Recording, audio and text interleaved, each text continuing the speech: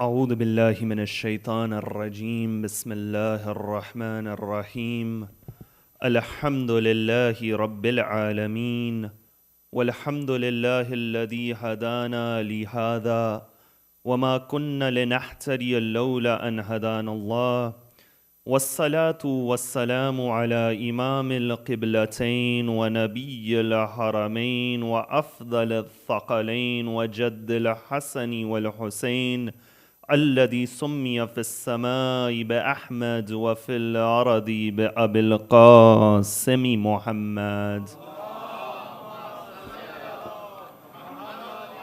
وعلى أهل بيته الطيبين الطاهرين المعصومين الصادقين والذين ذهب الله عنهم الرجس وطهرهم تطهيرا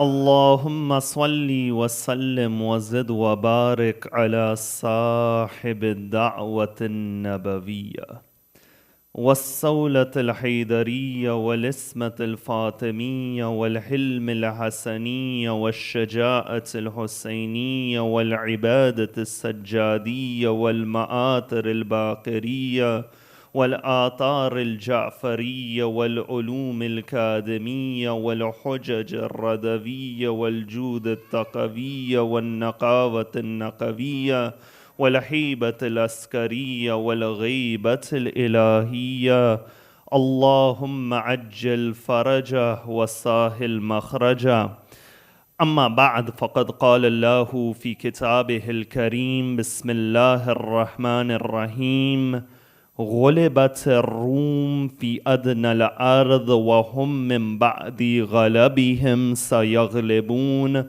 صدق الله العلي العظيم. For the love of Ahlul Bayt alayhim as-salam, sallu ala Muhammad wa ali Muhammad. To give our condolences to Fatimatul Zahra salamullahi alayha upon these days where we commemorate the martyrdom of her son Hussein, a louder salawat ala Muhammad wa ali Muhammad. When one examines the Holy Quran, one of the most interesting chapters within the Holy Book in terms of its name is the 30th chapter of the Quran, Surat Ar-Rum. Of course, Ar-Rum is translated as the Romans or the Byzantines. In that time period during the advent of Islam, there were two superpowers of the world neighboring the Arabian Peninsula. On one side, you had the Persians or the Sassanids. On the other side, you had the Romans, who were also called the Byzantines. You see, this place in the Quran, this chapter, is the only place in the Quran where a political event in the life of Rasulullah stemming from outside the Arabian Peninsula is mentioned. And it's mentioned in the context that these two superpowers, the Persians and the Romans, they fought a series of battles until in one battle in the land of Syria, the Persians defeated the Romans. And news had reached Mecca that the Persians were victorious. You know, when this news, it reaches Mecca, the kuffar of Mecca, they began to mock the Muslims and Rasulullah. And they said to them that you are people of the book and the Christians are people of the book. The Persians had no kitab which came down upon them. And in the way our brothers, the Persians, defeated your brothers, the Christians, we will soon defeat you as well. At that moment, the Quran refuted them in the form of a mu'jiza and a miracle. And that miracle is that the Quran gave a prediction or a prophecy of something before it occurred. It says, غُلِبَتِ الرُّومِ. Yes, the Romans have been conquered. وَهُمْ مِنْ بَعْدِ غَلَبِهِمْ سَيَغْلِبُونَ فِي بِضْعِ سِنِينَ. In a number of years, though, they will be victorious once again. And we see this reality that the Romans under the ruler Heraclius, they win in the year 627 in the Battle of Nainawa. The reason that I mentioned this introduction is that you find that the Quran refers to the followers of the Prophet Isa alayhi salam, the Christians. And the Quran, it refers to the Roman Empire. In this series, we are examining Imam al-Hussein as the inheritor of the Prophet Jesus, based on the line of the sixth Imam, Imam Ja'far al-Sadiq, salawatullahi wa salamu alayhi, where the sixth Imam says, As-salamu alayka ya warith Isa ruhillah, that salam be upon you, O Hussein, the warith of Isa, the spirit of Allah. You know, out of all of the prophets who are mentioned in Ziyaratul Waritha, there is only one prophet who has had a religion named after him, and that is Nabi Isa alayhi salam. And the Quran refers to the followers of that religion with the word Nasara. You know, the Quran is referring towards the Christians, and these Christians were living in the Islamic State as well. And naturally, if they're living in the Islamic State, you find that they'll have some sort of role in Islamic history, at times for the better, at times for the worse. And that's why the subject of analysis tonight is to examine the role that Christians have played in the history of Islam, in order that we can place Imam al-Hussein historically as the inheritor and the warith of Nabi Isa alayhi salam. And we'll examine this topic in the following stages. Number one, does the Quran acknowledge that multiple religions can be correct, or does it say that Islam is the only truth? Number two, were there Christians that the Prophet Muhammad encountered, and whom were they? Number three, what is the difference between religious pluralism and social pluralism? And what did Imam Ali say when he saw a Christian man in poverty? Number four, what Christians played a role in the government of Muawiyah and Yazid? Number five, in what ways did the head of Imam al-Hussein give hidayat and guidance to a group of Christians? And number six, which martyr on the day of Ashura came from Christianity to Islam and was martyred alongside Abu Abdullah al-Hussein? And inshallah, we'll analyze this topic through these 6 points after a salawat ala Muhammad wa ali Muhammad. Now, before we come to the crux of this analysis, an important question which is often brought up today, and you would be surprised that there are even Muslims who bring up this question, is that they say, do we have to follow Islam, or is any of the revealed religions sufficient? At the end of the day, Judaism relies on a prophet of Allah, Musa, and Christianity relies on a prophet of God, Isa. If there is a Christian who is a moral individual, he is living his life of morality, he believes in a prophet which we believe in, what is the issue with him being a Christian and us being a Muslim? You know, this thought is called religious pluralism. It states that as long as a religion is revealed by Allah, there is no issue whether it is Islam or it's any other religion. You know, those individuals who follow this school of thought, many are Muslims as well. And they'll use ayat of the Quran that if you examine them from the outward, they may look convincing. But the reality is, when you look at the Quran, you can't just nitpick a verse, but rather you have to look at the Quran as a whole. You know, if I wanted to nitpick a verse, then I could say that we do not have to pray salat anymore. You may say to me, what do you mean we don't have to pray salat? The Quran says, فَوَيْلٌ لِلْمُصَلِّينَ, that woe be upon those who pray salat. But you find the reality is that no, you look at the Quran as a whole. That's why Imam Amir al-Mu'mineen in Nahjul Balagha in sermon number 133, he would say, يَنْتِقُ بَعْدُهُ بِبَعْدٍ, that parts of this Quran speak for other parts. وَيَشْهَدُ بَعْدُهُ عَلَى بَعْدٍ, and parts of this Quran are a testimony for other parts of the Quran. You see, those individuals who uphold this thought, that follow any religion, Islam, Christianity, Judaism, the first verse that they bring is chapter 3, verse 19. And that verse, it says, Inna deena in the law al-Islam, that the religion verily in the eyes of Allah is al-Islam. Now you may say that it says Islam over here. How do they argue? They say, number one, that Islam over here is a verb and not a noun. It is not referring to the name of a religion. But what it is saying is submit. Whether you submit through Musa or Isa or Rasulullah, it doesn't matter. As long as it was a prophet and you submit, it is sufficient. Now those individuals will say that when you look at this ayat, it is Islam in the lowercase, not the uppercase. As if Arabic had lowercase and uppercase letters. But the first reply you give towards those individuals, yes. You say, yes, Islam means submission. You know, Amir al-Mu'mineen in the middle of the battle, when a man asks, Ya Ali, what is Islam? Amir al-Mu'mineen summarized it by saying, Al-Islamu huwa taslim, Islam is submission. But submission in every time period has a different form.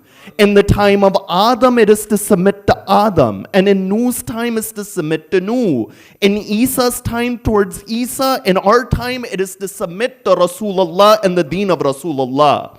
You know, those individuals who say, follow any religion, Islam, Christianity, Judaism, the biggest attack they are doing is on the nabuwat of Rasulullah. Because they're saying that nabuwat and the prophet of Rasulullah is not a condition and a shart for salvation. So you find this is the first reply.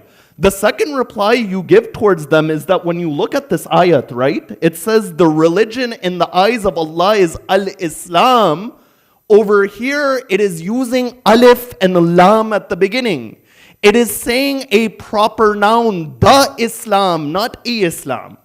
So it is showing that this Islam is a specific Islam. But the third reply you give to these individuals is that why do you not finish the verse? The verse, it does not end by saying, Inna deena indallahi al-Islam. But it continues. It says, وَمَا اخْتَلَفُ الَّذِينَ أُوتُوا الْكِتَابَ إِلَّا مِنْ بَعْدِ مَا جَاءَهُم مِّنَ الْعِلْمِ بَغْيًا بَيْنَهُمْ. It says those who were given the book, the Christians and the Jews, they differed only after the knowledge had come to them. Only after you delivered your message to Rasulullah, only after that they began to differ out of each other, out of competition and envy. Then the verse it says, وَمَن يَكْفُرْ بِآيَاتِ اللَّهِ فَإِنَّ اللَّهَ سَرِيعُ الْحِسَابِ. Number two, those who disbelieve in the signs of Allah, Allah is swift at reckoning. فَإِنْ هَاجُوكَ. And if they argue with you, O Prophet, فَقُلْ أَسْلَمْتُ وَجْهِيَ لِلَّهِ وَمَنِ اتَّبَعَنِي. Say to them, O Rasulullah, I and those who follow me have submitted to Allah. And then after that it says, وَقُلْ لِلَّذِينَ أُوتُوا الْكِتَابَ وَالْأُمِّيِّينَ أَأَسْلَمْتُمْ. Have you submitted as well? Over here, those who say that any religion is fine, whether Christianity, Judaism, or Islam, if any religion was fine, why is Rasulullah saying that only I and my followers have submitted to Allah? And number two, why is Rasulullah saying to them, أَأَسْلَمْتُمْ, have you submitted? فَإِنْ أَسْلَمُوا فَقَدْ اهْتَدَوْا. And if you submit, only then you'll be guided. So you find that this is the third reply to the first ayat. But now the second ayat they use seems even more convincing. And this second ayat is chapter 3, verse number 60, is chapter 2, verse number 62. You know what that ayat it says? It says, إِنَّ الَّذِينَ آمَنُوا, those who believe. وَالَّذِينَ هَادُوا وَالنَّصَارَى وَالسَّابِئِينَ, and the Jews and the Christians and the Sabians. مَنْ آمَنَ بِاللَّهِ وَالْيَوْمِ الْآخِرِ وَعَمِلَ صَالِحًا فَلَهُمْ أَجْرُهُمْ عِنْدَ رَبِّهِمْ وَلَا خَوْفٌ عَلَيْهِمْ وَلَا هُمْ يَحْزَنُونَ. You know, many youth, they ask about this ayat. It says that those who believe, the Christians, the Jews, the Sabians, if you believe in Allah, number one, and the final day, and the next world, number two, you act righteously, Allah will reward you. There will be no fear and no sorrow on the day of judgment. Now, outwardly, what is this ayat saying? Christian, Jew, Sabian, believer, as long as you believe in Allah and the Day of Judgment and you act righteously, la khawfun alayhim, there is no fear for you. The first thing that you reply with is that you say, look at the Quran as a whole. When you look at the Quran as a whole, there are many other ayat upon this theme. Another ayat of the Quran is chapter 3, verses 84 and 85. And within that ayat, Allah is saying, Qul, say to them, O Prophet, Amanna billah, that we believe in Allah, wama unzila ilayna, and what has been revealed to us. In other words, the Quran is saying that when it comes to the disbelievers, say to them that we believe in the book which was sent to us. The Quran is showing categorically that truth which mankind needs to follow involves following the Quran. And after saying that, it says, وَمَا أُنزِلَ إِلَىٰ إِبْرَاهِيمَ وَإِسْمَاعِيلَ وَإِسْحَاقَ وَيَعْقُوبَ وَالْأَسْبَاطَ وَمَا أُوتِيَ مُوسَى وَعِيسَى وَالنَّبِيُّونَ مِنْ رَبِّهِمْ لَا نُفَرِّقُ بَيْنَ أَحَدٍ مِّنْهُمْ. Yes, we believe in what was sent down upon us, but we also believe in what was sent to Ibrahim and Ismail and Yaqub and Isaac and the tribes and what was given to Musa and Isa and the prophets. We do not differentiate between them. And then after that, it says, وَمَن يَبْتَغِي غَيْرَ الْإِسْلَامِ دِينًا فَلَن يُقْبَلَ مِنْهُ وَهُوَ فِي الْآخِرَةِ مِنَ الْخَاسِرِينَ. What does it say? It says those who follow a religion other than Islam, it will not be accepted from them. And they in the hereafter will be amongst those who are losers. You know, this discussion is to theologically establish what truth is. We're not talking about individual Christians and Jews or individual people, but we're saying that what is the barometer of haqq in the Quran? And the barometer of haqq in the Quran is that you believe what was sent down onto Rasulullah. You know, there is another ayat along the same theme. And this is chapter 5, verses 65 and 66. It says, وَلَوْ أَنَّ أَهْلَ الْكِتَابِ آمَنُوا وَاتَّقَوْا, that if only the people of the book, they believed and they were pious, لَكَفَّرْنَا عَنْهُمْ سَيِّئَاتِهِمْ, we would dissolve them of their sins and their mistakes. وَلَأَدْخَلْنَاهُمْ فِي جَنَّاتِ النَّعِيمِ, and we would cause them to enter paradise. وَلَوْ أَنَّهُمْ أَقَامُوا التَّوْرَاةَ وَالْإِنْجِيلَ, and if they implemented the Torah, the Injil, if they put their book into practice, وَمَا أُنزِلَ إِلَيْهِمْ مِنْ رَبِّهِمْ, and what has been sent to them from their Lord, لَأَقَلُوا مِنْ فَوْقِهِمْ وَمِنْ تَحْتِ أَرْجُلِهِمْ, that we would give them so many blessings that they would eat from above and below their feet. So the Quran over here is showing that those who are Christians and Jews, they have to follow the Quran and they have to look at that Torah originally, which contained the mention of Rasulullah. But the second level, those individuals who say that follow any religion, it is sufficient, we ask them that, have you not studied the seerah of Rasulullah? Why would Rasulullah invite others to Islam if it was enough for them to follow Christianity or Judaism? You know, the 8th year after the conquest of Makkah is called Amul Wufud. Wufud means the year of the delegations. Rasulullah would send delegates to different leaders who were not Muslims. And one of the people he sent a delegation to was the leader of Rome at that time. And he said to him, فَإِن تَوَلَّيْتَ, in that letter, that if you turn away, if you reject Islam, فَإِنَّ عَلَيْكَ إِثْمَ الْأَرِيسِيِّينَ, the sins of your subjects are on your shoulder. So if any religion is fine, Rasulullah is sending an invitation. But one point that we need to make is that there is a difference between us saying that every religion is correct and living in harmony. You know, there's a difference between religious pluralism and social pluralism. Social pluralism says that you can live with people of different religions in one area. And we see this in the life of Rasulullah. You know, the kuffar of Makkah made the life of Rasulullah very difficult. That Rasulullah would go to Taif And when he would go to Taif, they would pelt the Prophet with stones. Rasulullah would preach the message. They would throw garbage on Rasulullah. They would make his life very difficult. You know, when the conquest of Makkah happens, the person who was originally given the flag on that day was Sa'd ibn Ubadah. Sa'd ibn Ubadah on that day, he began shouting that, you know, these Makkans, they caused us difficulties for all these years. Al-yawm yawm al-malhama. That today is the day of vengeance. You know, they went to Rasulullah and they said to Rasulullah, look what your commander is saying, Al-yawm yawm al-malhama.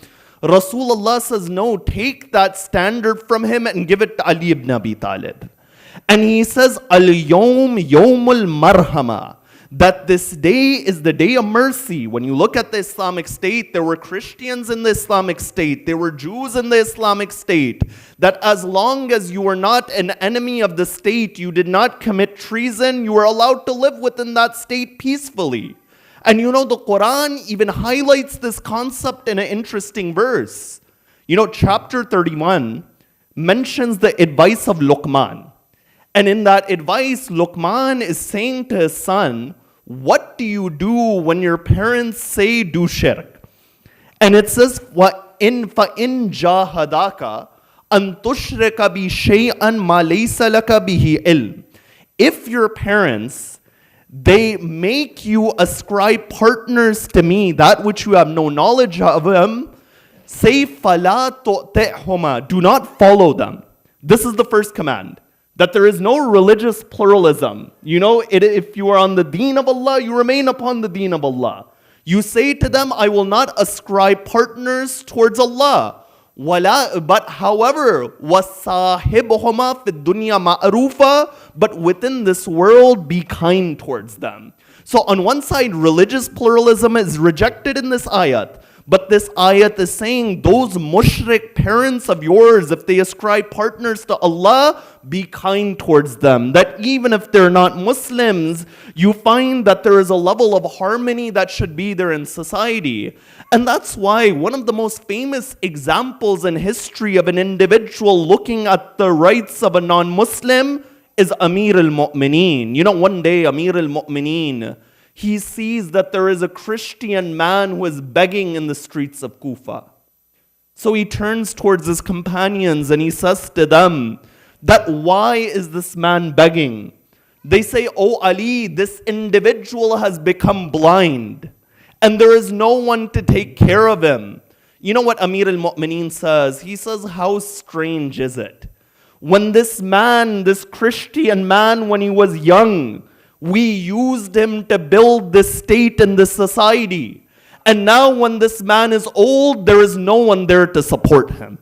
You see, this line goes to show that when it comes to living in social equity, Ahlul Bayt didn't look at the religion of an individual. They looked at the character, the quality, the characteristics of that individual. And that's why when you look in the life of Rasulullah, you find that there were a number of encounters of Rasulullah with different Christians. One of the most famous encounters is when Rasulullah was 8 years old. He goes on a journey with Abu Talib alayhi salam. And when he goes on this journey to Syria, there was a Christian monastery because Syria had many Christian monasteries, many individuals were living there. And amongst them, there was an individual by the name of Bahira. Bahira, he wouldn't go and meet people. But when Abu Talib and Rasulullah, they're going towards Syria, he sees Rasulullah sits at the side of a tree. And he begins to eat from the fruit of that tree. When he sees this, he comes to Abu Talib immediately. And he says, "Oh man, who is this? Because I see all of the signs of prophethood within him." Abu Talib says, "Which sign of prophethood do you see?" He says, "I have read in the Torah that none will eat from this tree except for a prophet who will come after Musa." You find this encounter, this individual was a Christian individual who met Rasulullah. Now, another example of a Christian playing a positive role in Islamic history is when the early Makkans were being persecuted, when the early Muslims in Makkah were being persecuted by the kuffar and the disbelievers of Quraysh, you find that a group of 70 or 80 of them, they go towards Abyssinia. And when they go towards Abyssinia, it's stated that the kuffar of Makkah, they send Abdullah ibn Rabi'a and Amr ibn al-As to follow these Muslims. Now the Muslims, they go into the court of the king who was called An-Najashi. And they begin to speak to the Najashi that we have come from a land. And then you find that Abdullah bin Rabi'a, Amr ibn al-As, they bribe their way inside. And they say these individuals are causing discord. Najashi says, how are they causing problems? They reply by saying, they have taken people away from the religion of our forefathers. You know, when you look throughout the Quran, the main objection is always that they take us away from the religion of our forefathers. So at that point, you find that Ja'far al-Tayyar, he replies and he says that, oh Najashi, we were a group who would fight 40 and 50-year wars. And we would eat of the dirtiest things. We would bury our children alive. But now there has come a man who tells us to respect our parents, to worship Allah, and we follow that man. You know, Amr ibn al-As was a clever individual. And later on, you'll see Amr ibn al-As being used by the Umayyads. This individual, he says that, to his companion, what is the most controversial topic we can bring up? We can bring up the topic of Nabi Isa. Because naturally a Christian will view Isa differently than a Muslim. So he says that, oh Najashi, ask these individuals what they believe about Nabi Isa, about Jesus. Ja'far al-Tayyar, he begins to recite the Quran. And he quotes the verses from Surah Maryam, that Jesus within the cradle, he said, قَالَ إِنِّي عَبْدُ اللَّهِ آتَانِيَ الْكِتَابَ وَجَعَلَنِي نَبِيًّا. That I am the servant of Allah, I have been given the books, وَلَمْ يَجْعَلْنِي جَبَّارًا شَقِيًّا, and Allah has not made me a transgressor. At that moment, Najashi, he draws a line in the ground, and he says, the difference between us and you is this line, you can live over here.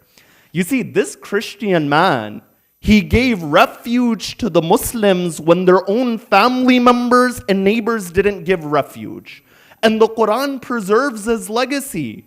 Because when these people, they would come back, the Quran, it revealed unto Rasulullah, وَلَا تَجِدَنَّ أَقْرَبَهُمْ مَوَدَّةً لِلَّذِينَ آمَنُوا الَّذِينَ قَالُوا إِنَّ نَصَارَى. That the closest to the believers in affection are those individuals who say that we are Christians. So on one side, when you examine, there were Christians who had a positive role in the history of Islam. But at the same time, there were also Christians who were individuals that were destroying harmony in Islam as well. And there is no bigger example than the rule of Muawiyah and Yazid. The rule of Muawiyah and Yazid. You know, Syria, as I said, was a land of Christians. Muawiyah's brother was the first commander to come to Syria, and he conquers Syria. After that, Muawiyah is given a 20-year rule over Syria. You know, in those 20 years, who was the most trusted advisor of Muawiyah? An individual by the name of Sarjun. Sarjun was a Christian. You know, the son of Sarjun is actually very famous amongst Christians. The son of Sarjun, his name is John Damascene, or John of Damascus. You know, the first book which was written as an insult and an argument to Islam was written by the son of Muawiyah's advisor.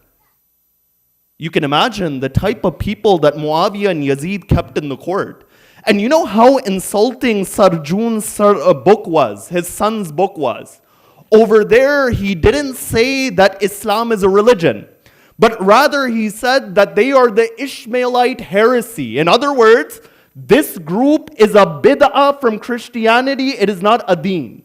These are the types of individuals you find that Muawiyah and Yazid keep as their advisor. And this Sarjun is the individual that after Muawiyah passes away, and Kufa is going towards the side of Muslim bin Aqil, Sarjuni says that send Ibn Ziyad for he will fortify the city. So you find this is the first example of a Christian in the rule of Muawiyah and Yazid. The second example is an individual by the name of Ghiyat ibn Ghawth. Ghiyat ibn Ghawth was titled Al-Akhtal, and this individual was the official poet of Banu Umayyah. That when the Muslims didn't want to lie about this family and make them great, you find that Banu Umayyah turned towards a Christian poet, and that Christian poet would be the spokesperson of Banu Umayyah, that he would write poetry in the praise of the Umayyads. You see, in early Islamic history, the reason we see that poetry is so emphasized at one level is because the poet was the voice of an ideology. That is why Ahlul Bayt would praise their poets in that time. When Banu Umayyah had their own poets, Ahlul Bayt would show the status of their poets. And one example of such a poet is Sayyid al-Himyari. You know, Sayyid al-Himyari wrote one of the most famous lines of Marthiyah over Imam al-Hussein. And that line, it said, Umrur ala jadat al-Hussein faqul li'a'dumih az-zakiyya. He said that when you go by the grave of Imam al-Hussein, stop by the grave and say, O Hussein, that we do not put water upon your grave, but our tears are sufficient. Ahlul Bayt would honor an individual, because on the other side, you found there were individuals who were using their voices against Ahlul Bayt. So you find this is the second example. The third example of a Christian that was used by the rule of Muawiyah and Yazid was an individual by the name of Ibn Utal or Ibn Atal. You know who Ibn Utal was? Ibn Utal was the toxicologist, that he was the doctor for Muawiyah and Yazid. And it stated that Yazid especially would enjoy drinking with Ibn Utal. You know, one thing that we see amongst Banu Umayyah is that they brought the Roman tradition of giving poison towards their enemies. That's why when Ammar ibn Yasir was poisoned, what did Muawiyah say? Muawiyah said that al-asal min junudillah, that honey is also from the army of Allah. And he said, now I have cut both arms of Ali ibn Abi Talib. You know, that individual who had made the poison or was behind this idea was a Christian individual. And in the same way, later on, you find this individual would also have a hand in the martyrdom of Imam al-Hassan, because Imam al-Hassan was administered poison as well. So you find this is the third example. But the fourth example of an individual in the rule of Banu Umayyah who was a Christian was the mother of Yazid and the wife of Muawiyah. You know, the mother of Yazid, her name was Maysoon ibn Bahdal. When we look at many of the lines of Yazid, we find that the lines of Yazid oftentimes in their poetry, they are rejecting Islam and they're referring towards Christianity. For example, one of the famous lines of Yazid is that he's speaking about a girl. And he says, فَإِنْ حُرِّمَ عَلَيَّ عَلَى دِينِ أَحْمَدِ, if that girl is haram for me on the religion of Rasulullah, لَأَخَدْتُهَا عَلَى دِينِ الْمَسِيحِ ibn Maryam, that I will take her. I don't care about the Shariat of the Prophet Muhammad. I will take her in the name of Jesus, son of Mary. You see, that Christian influence is seen in the poetry of Yazid. And one of the most famous examples is when Sayyida Zainab was in that court. And when Sayyida Zainab was in the court of Yazid, he begins to recite his poetry. And he said, Layta ashyakhi bi badrin shahidu jaza al-khazraji min wakil asal. That if only my forefathers from Badr were here to see how we made the Khazraj go into panic. قَدْ قَتَلْنَا الْقَرْمِ مِنْ سَادَاتِكُمْ, we have killed the best of their individuals. فَأْدَلْنَا مَيْلَ بَدْرٍ فَأْتَدَلْ, and today we have taken revenge for Badr. You see, Yazid, there were other individuals whose forefathers fought in the Battle of Badr. But even Yazid recognized that if there is any compensation for Badr, it is the killing of Hussein. Because it was the father of Hussein on the day of Badr who killed 35 out of 70 individuals upon that day. But Badr at the end of the day was a battle between Islam and Kufr. And Yazid in his poetry has admitted that if there is anyone who represented Islam and his compensation for Badr, it is Hussein over there. And then he says, فَاسْتَهَلُّ فَاسْتَهَلُّ فَرَهًا ثُمَّ قَالَ يَا يَزِيدْ لَا تُشَلْ. That if my forefathers were here, they would rejoice. They would say, Yazid, may your body never become numb and paralyzed. لَعِبَتْ هَاشِمْ بِالْمُلْكِ وَلَا خَبَرٌ جَاءَ وَلَا وَحْيٌ نَزَلْ. Yazid says that Hashim, the children of Hashim, only played with the kingdom. There was no news for heaven, and there was no revelation which came down upon them. So you find when he says such lines of poetry, one of the reasons behind this is that he was brought up in a non-Muslim environment. And he was brought up in a Christian environment of those individuals who despised Islam. But in that reality, Allah, He shows time and time again that if there is a true representative of the deen of Isa and the message of Isa, it is Abu Abdullah al-Hussein. You know, after the day of Ashura, the head of Imam al-Hussein would go from Karbala to Kufa to Sham. And there would be a group of individuals who would carry the head. The narrator, Sulaiman ibn Mahran al-A'mash, he says, one day I saw a man in front of the Kaaba during the days of Hajj. And as he was by the Kaaba, he would say, Allahumma ghfirli, oh Allah, forgive me. Wa inni a'lamu annaka la taf'al. But I know you will never forgive me.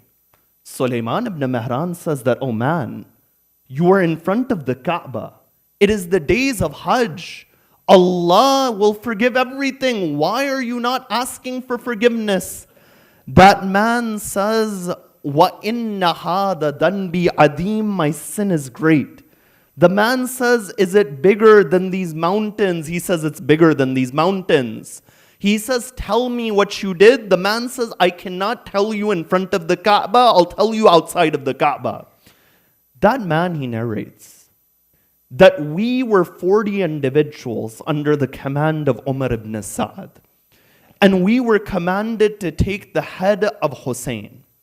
And as we were taking the head of Hussein, we passed by a monastery where a Christian man, he comes out. And the Christian man says that I see that there is nur and light coming from this forehead.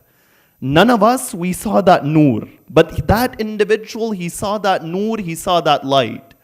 So the Christian man says, who is this? Man hada? Whose head is this? They say, Harabna al-Hussein. We fought Hussein and this is the head of Hussein. The man immediately, he says, Ibnu binti nabiyakum? Is this the son of the daughter of your prophet? And he says, Wallahi, لو كان لابن لعيسى ابن مريم ابنا لحملناه على أهداكنا. He says, by Allah, tabban lak, that you people are wretched. If Jesus, son of Mary, had a son, we would place him over our eyes. Yet you killed the son of the daughter of your prophet. He says, I'll give you 10,000 dinar. They were given to me as an inheritance.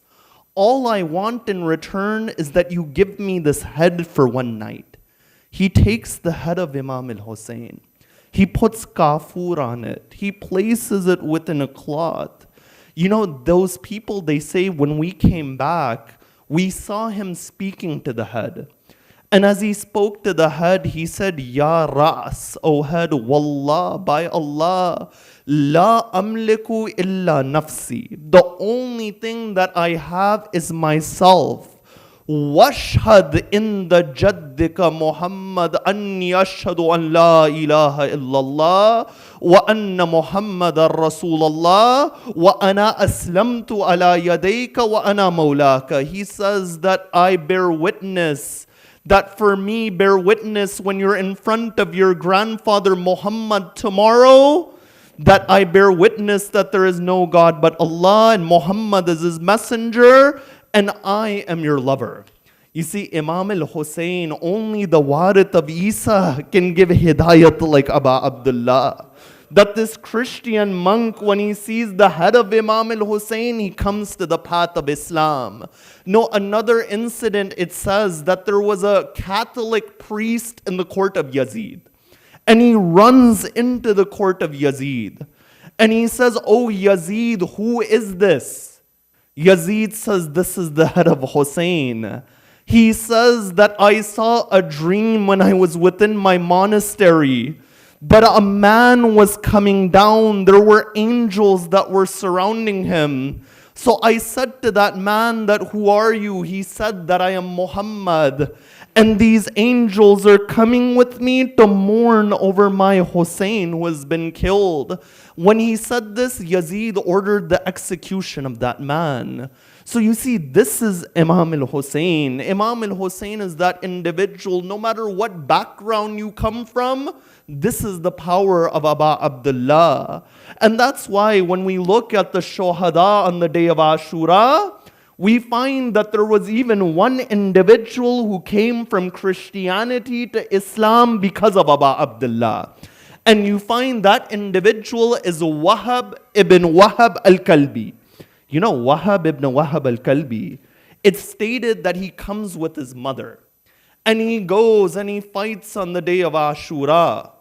And he comes back after a while and he says to his mother, "Oh, my mother, are you pleased with me?" The mother of Wahab says, "No, I'm not pleased with you." Wahab says, "Why aren't you pleased with me?" She says, "I'll become pleased with you when you're shaheed for Hussein." You see, only a number of days ago, this lady and this man were Christians. But when they accepted Islam, they recognized who Abu Abdullah was. And indeed, upon this day of the 2nd of Muharram, they came to the land of Karbala. You know, when Imam al-Hussein came to the land of Karbala, the tribe of Banu Asad was there. And he says to them, "Masmu hadihil ard," that what is the name of this land? They say Ghadiriya. The Imam says, "Alaha ismun akhar," does it have another name? They say its name is Nainawa. The Imam says, "Is there another name?" They say Shattul Furat. The Imam asks again, and they say Karbun wa Bala. That this is the land of musibat, this is the land of mushkilat, this is the land of trials and tribulation. The Imam, he purchases the land from Banu Asad. And then he looks towards the men of Banu Asad and he says that if no one buries us, then bury our bodies that lay upon the desert. But you know what Imam al-Hussein does after that? He looks towards the women of Banu Asad, that how alone was Sayyid al-Shuhada. He says that if your men don't bury us, if they're scared, then you bury us. But then after that, the Imam, he looks towards the children of Banu Asad and he says that as you're on the desert, I know you won't be able to bury us, but at least put dust upon our bodies. You know, this was the 2nd of Muharram, but I take you towards the 13th of Muharram when the bodies of the Shuhada were upon the land of Karbala. And the tribe of Banu Asad, they would be watching all of the bodies. And as they're watching the bodies, a man, he comes and he says, "Oh Banu Asad, I'll tell you how to bury these Shuhada." He says, "Make one grave for the companions." They begin to bury the companions. But you know, as they're burying the companions, they say, "Oh man, there's one body by the Furat. When we pick up one side of the body, the other side it falls to the ground. And when we pick the other side of the body, the other side it begins to break and fall." The Imam says, "That is the body of my Chacha Abbas. I'll bury that body. Then after that, he says that, oh, Banu Asad, he puts a cloth on the ground. He gathers the pieces of his father. But as he's burying Imam al-Hussein, it's stated in one riwayah that a voice begins to come from the cut body of Abu Abdullah. And you know what that voice it would say? It would say, Tifli, Tifli, that where is the infant? Imam Zainul Abidin says, oh Banu Asad, where is the 6-month Ali Asghar? He places Ali Asghar on the chest of Abu Abdullah. But when he places Ali Asghar, the head of Ali Asghar wasn't upon his body. It's stated on the night of Sham-e-Ghariba, the army of Umar bin Saad was gathering the heads one by one. And as they were gathering the heads, they said, where is the head of the 6-month infant? One individual, he says that Hussein had buried him. It stated that 4 horse riders, they begin to go towards the tents of Ahlul Bayt.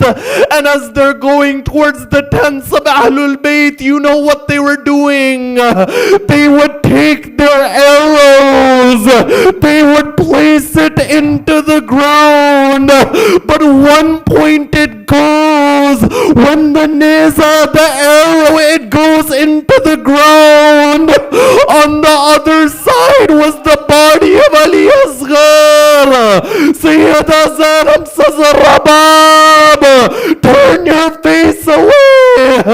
They take the dagger, the neck of Ali Asghar. Ala la'natullah lil-qawm al-zalimin. سيعلم الذين ظلموا أيّ منقلب ينقلبون. Ya Allah, wherever the followers of Ahlul Bayt are in difficulty, help them. Wherever they're sick and ailing, cure them. Ya Allah, grant us the ziyarah of Imam al-Hussein. Grant us the shafa of Imam al-Hussein. Allow us to see the return of the one who will avenge Karbala. As we say in Dua Nudba, أين الطالب بالدم المقتول بكربلاء مات من حسين.